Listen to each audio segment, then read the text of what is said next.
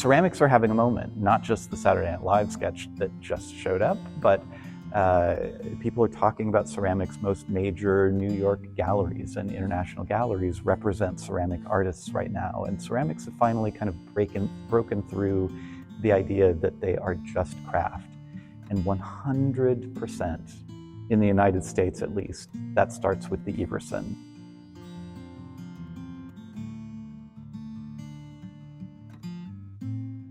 Hi, my name is Garth Johnson, and I'm the Paul Phillips and Sharon Sullivan Curator of Ceramics at the Everson Museum of Art in Syracuse, New York.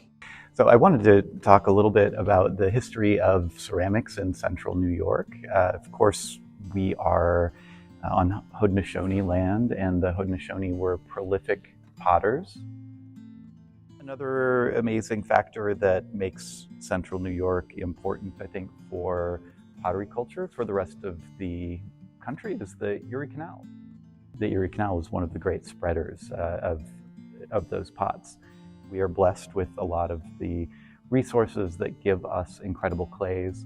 There are huge deposits of soda ash around Syracuse that made ceramics possible. So you saw the rise of the Onondaga Pottery Company, which later became Syracuse China, and Syracuse China became the country's largest, and I think at some point the world's largest maker of hotel porcelain. It's one of the things that put Syracuse in particular on the map in terms of ceramics on an industrial scale. So Syracuse China and the other dinnerware manufacturers that are around Syracuse are certainly very important, but we're here in a museum, and the thing that sets the Everson apart from really all other museums in the country is its support for individual artists. So we continue to honor the history of ceramic art that we are a great part of in Syracuse, but it's my hope that we never stop innovating. And the exhibition that you see behind me is a great example of this. This is a queer Miami artist named Pepe Mar. He is honoring a lot of the teachers and people who came before him in this exhibition, where pieces from our permanent collection are surrounded by all sorts of fabric prints of collages that he's made over the last years. So ceramics is experiencing a renewal in vitality, and the Everson is only happy to be a part of that.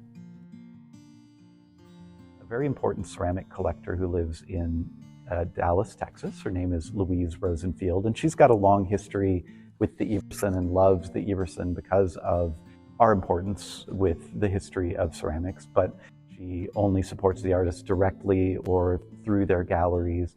And she's always said that rather than donating her incredible and museum-worthy collection to a museum, she would much rather donate it to a restaurant.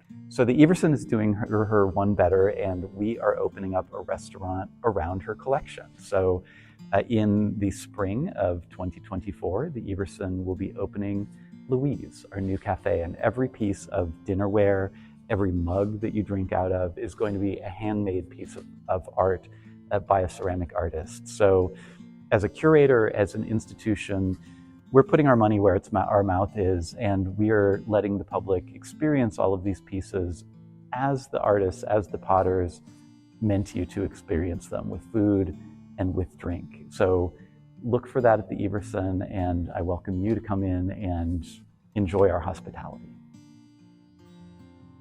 My name is Andrew Seymour. I'm head of sales at Clayscapes Pottery, and I've been doing this for almost 20 years. And I've been throwing my own pottery off and on for just as long. The local art scene is robust. There's definitely a lot of arts and potters in the area. I think that artwork that you use in your everyday life is hugely important. It brings culture to, your home. It also, lets you support local artists. And so I'm really a big fan of, again, the utilitarian art. I mean, for me, it's just kind of an outlet to get out of everyday life, which is hilarious because it's my everyday life. pottery and just handmade things are a really interesting way to look back at past people, because it, shows a little bit more than you would learn in the history books, because you see the day-to-day for people. I'm not happy doing anything else. I've tried so many other things. It's like I can't not make pots.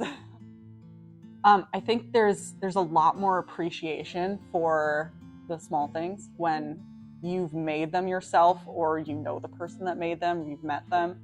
I think there's a lot of small joys you can find just in really appreciating the things you use every day. I think that can be a really deep source of kind of meaning for you if you choose to take it that way.